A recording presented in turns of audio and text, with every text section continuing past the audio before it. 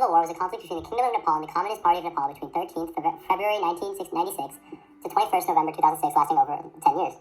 The war had many atrocities and war crimes against humanity committed, and over 17,000 people died as a result of the conflict. The war finally ended with the Comprehensive Peace Accords, which we have a rare recording of.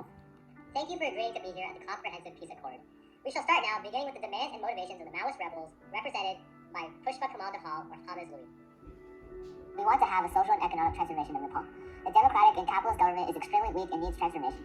Nepal had become a pawn for imperial powers, and we need to transform our state to gain power. We also need to show other countries the potential of a communist government, which would lead to a global revolution. We know that we must compromise, however, but we do want the king to be stripped of political rights and his property to be nationalized under public trust, termination of military action against us and the armed mobilization against us, both sides to stop attacks or any kind of violent or offensive activities, and no new recruitment in armed forces of both sides. Both sides should fully commit themselves to uphold human rights, all international human rights laws, and civil liberties. Thank you, Representative Pushpa Kamal Dahal. Next is the representative from the government of Nepal, the Wangster. We hope to suppress the Maoist rebels and maintain monarchy. The violence of the communist rebels is damaging our country, and we cannot allow it to continue. We are achieving this by sending our army to stop the attacks, as the police could not stop them. We are also censoring anti-monarchy statements or any press siding with the rebels. However, we are willing to compromise. We do want the formal end of the Nepali Civil War that began in 1996, scrapping up the Maoist parallel administration, such as people's governments, people's courts, across the country. People's Liberation Army of Maoists to be put in temporary cantonments and verified. Both sides to assist each other and maintain law, peace, and order. Thank you, Representative De Wangster. Next up is a Nepali citizen named Aima, last name censored for security purposes. As a native from Nepal, we hope only to survive, not be too affected by the current fighting between the Communist Party of Nepal and the Nepali government. Throughout the war, the Nepali citizens have protested for peace, yet are still being met with violence. There are even incidents such as the bottom-rated bus explosion that cost us 38 fatalities and over 70 casualties. Countless protests have been occurring where the Nepali people have been brutalized, all for standing up for what we thought was right. The 4th of April 2004, 150 people were beaten by the police for protesting. The 18th of August 2004, a bomb exploded in a marketplace, killing a 12-year-old boy and wounding 6 others. The entire time the war was going on, we advocated for peace, and nothing but peace, yet are constantly being met from violence from both sides.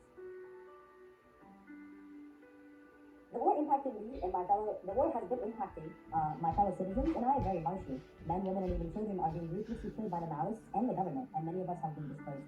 All in all, civilian casualties have been totaling around 4,000, and nearly 65,000 more were displaced all throughout Nepal, specifically in rural areas.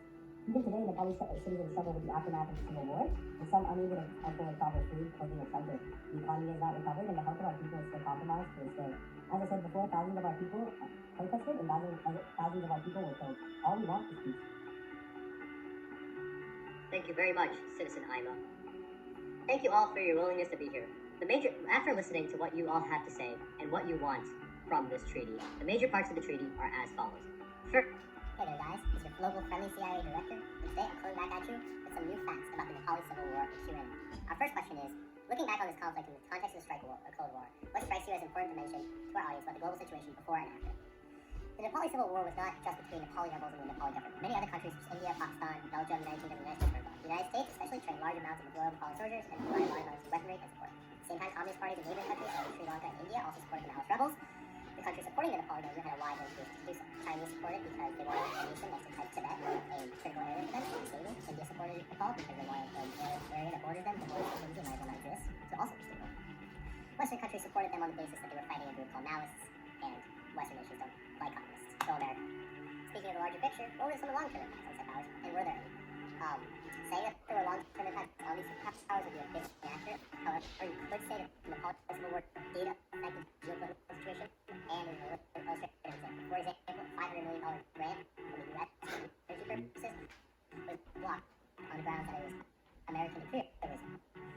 Some say that it was influenced from China, because China had a lot of influence in the area due to the communist powers being in that area due to the Civil War. And so yes, there was some impact in geopolitics in that area and its border India and China, two very, very important areas.